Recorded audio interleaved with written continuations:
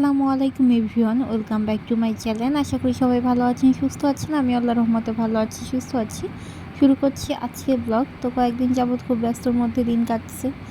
জানি না এরপরের ব্লগ আবার কবে দিতে পারবো, কারণ এখন থেকে এক্সাম অ্যাটেন্ড করতে হবে। প্রত্যেক দিনই প্রায় এক্সাম আছে, তো সময় বের করতে পারবো না। আমার শনিবারের ব্লগটা আপনাদের সাথে শেয়ার করছি। তো রবিবার রাত 1টার দিকে আমি ভয়েসটা দিচ্ছি, কারণ দিনে তো সময় হয় না। ইকরা এখন ঘুমিয়ে আছে, এই সুযোগে ভয়েসটা আমি দিয়েই নেই, তাছাড়া আর আপলোডও করা হবে না। তো চিন্তা করলাম প্রতিদিন তো একই জিনিসই দেখাই, তো আমি প্রতিদিন কি কাজগুলো করি, মোটামুটি এই কাজগুলো আবার প্রতিদিনই করতে হয়, তো সেগুলোই আজকে শেয়ার করি। বাড়িতে কিন্তু অনেক কাজ থাকে, কাজের লোক থাকার পরেও অনেক কাজ থাকে নিজেদের। তো যারা কাজ করে তাদের অনেক কাজ থাকে, আর যারা কাজ করে না, না করলে তো কোনো কাজই বাড়িতে থাকে না। তা আমি আবার একটু পরিষ্কার পরিচ্ছন্ন থাকতে পছন্দ করি। এক জায়গার জিনিস অন্য জায়গায় দেখলে আমার মাথা ঠিক থাকে না।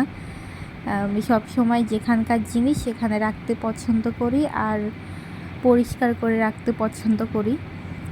তো সকাল থেকেই শুরু করলাম। যে কাজগুলো দেখাচ্ছি এগুলো কিন্তু আমার নিয়মিত কাজ। যেদিন আমি বাসায় থাকি সেই দিন এই কাজগুলো করতেই হয়, আর যেদিন ভার্সিটি যাই সেদিন তো সকালের মধ্যেই বেশিরভাগ কাজ আমাকে শেষ করতে হয়, ওই দিন আরও বেশি কাজ থাকে। তো যাই হোক, সকালে রুটি বানানো দিয়েই শুরু করলাম। সকালে উঠে আমি নাস্তাটা আগে রেডি করে নেই, কারণ সবাই বাইরে যায় খেয়ে দিয়ে। আর নাস্তায় সকালে বানানোটা একটু ঝামেলা, রুটি ডিম পোচ সেগুলো করে নিই। আগের দিনের তরকারি থাকে কখনো কখনো, যদি না থাকে সেদিন এর সাথে কিছু ভাজি টাজি এগুলো করতে হয়। এগুলো খাওয়া দাওয়ার পরে সবাই সবার মতো কাজে চলে যায়। আমার যেদিন কলেজ থাকে আমি কলেজে চলে যাই। কলেজে যাওয়ার আগে এই কাজগুলো করতে হয়। বাইরে যতগুলো কাপড় থাকে, আজকে তো কম কাপড় ছিল, এগুলাকে এখন ভাঁজ করে রাখবো। তার আগে বিছানা গুছিয়ে নিয়েছি। আর বিছানা গোছানোর আগে ইকরা যদি না ওঠে তাহলে বিছানা আমি একটু পরেই গোছাই।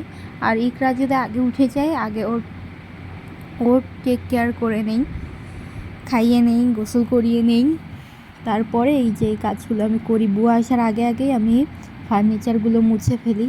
ফার্নিচার কিন্তু আমাকে প্রত্যেক দিনই মুছতে হয়।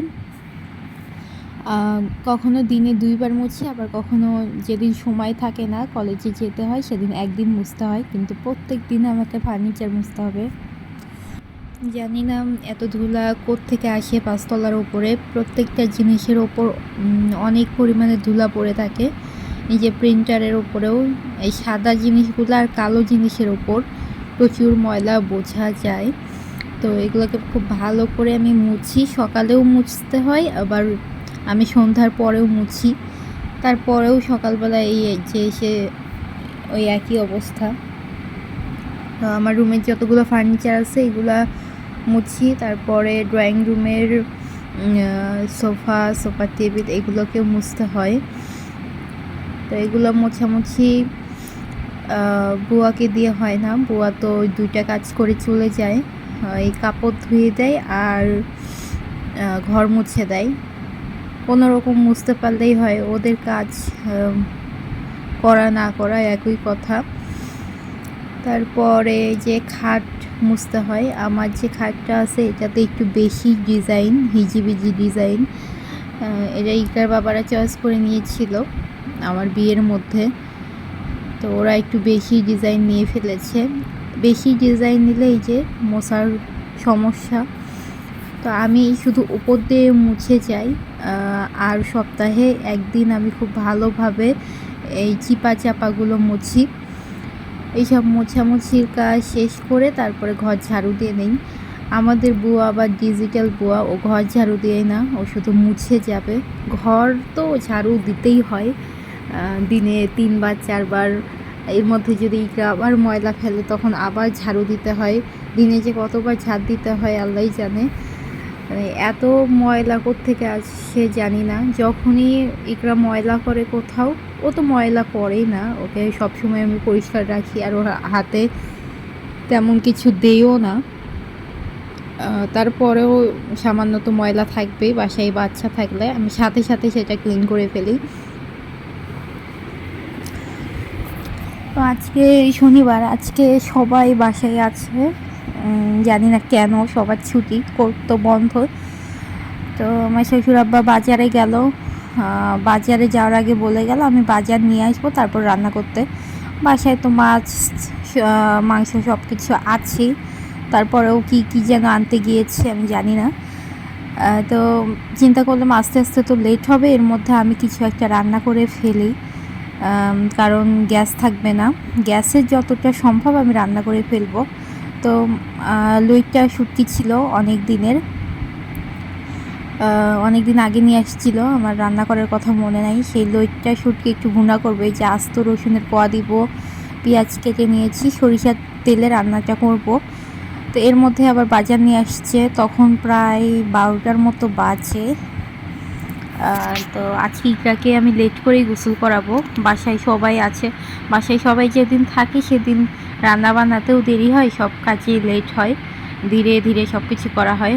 এদিকে বাজার নিয়ে আসছে তেল, ডিম, গুঁড়া দুধ, পেঁয়াজ টিয়াজ আরও টুকটাক জিনিস।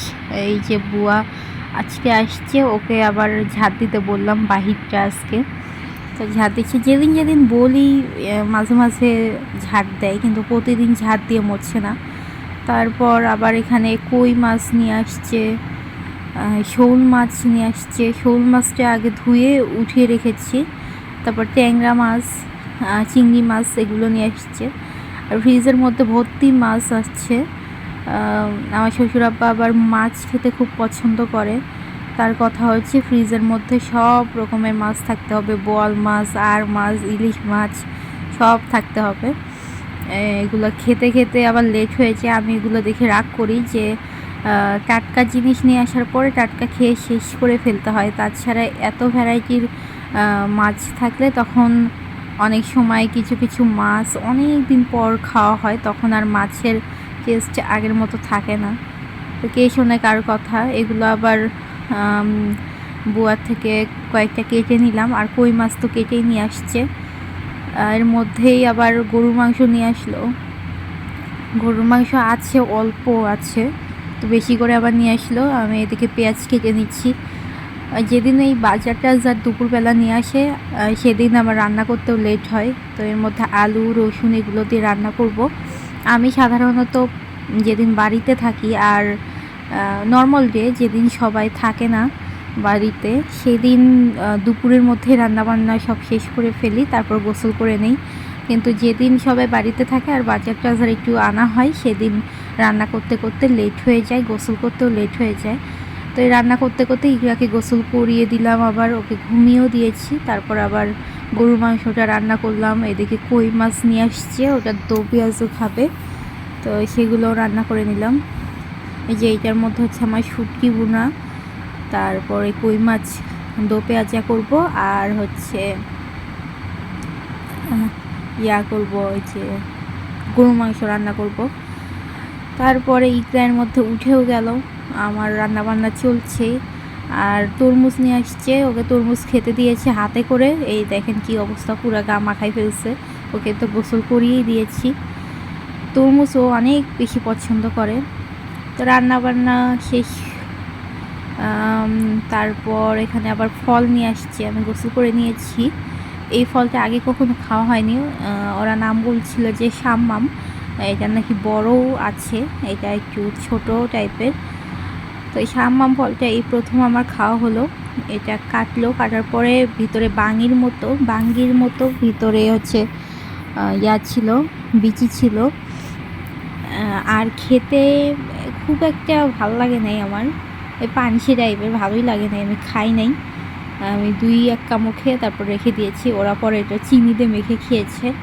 তো এই ফলটা আজকেই প্রথম খেলাম। এটা নাকি আবার বড়ও আছে।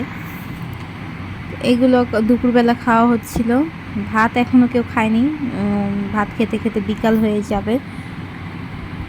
তো আমার শ্বশুর আবার যেদিন বাড়িতে থাকে সেদিন এরকমই হয়, সব কিছুতে লেট করে, খেতে খেতে লেট হবে, রাতে শুতেও লেট করে, তো আমাদের সব কিছু একটু লেটেই হয়।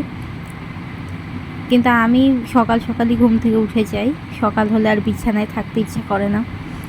তারপরে এখানে আবার এই যে আয়রনের কিছু কাপড় ছিল, সেগুলো নিয়ে আসছে লন্ড্রি থেকে, এগুলো আবার গুছিয়ে রাখবো। এই সন্ধ্যার মধ্যে কতবার যে আমার ঘর গোছাতে হয় আর কতবার ঝাড়ু দিতে হয় সেটা বলার মতো না। বুয়া তো নিজের কাজ করে চলে যায়, আর এগুলো আমাদের কাজ। তারপর থালা বাসন ধোয়া তো সবসময় লেগেই থাকে, আর সারাদিনে শোয়ার সময় হয় না। তারপর সন্ধ্যাবেলা আবার চটপটি বানিয়েছিলাম, তো এইটার বাবা এখন একটু সার্ভ করে দিচ্ছি, সব কিছু কেটে দিয়েছে।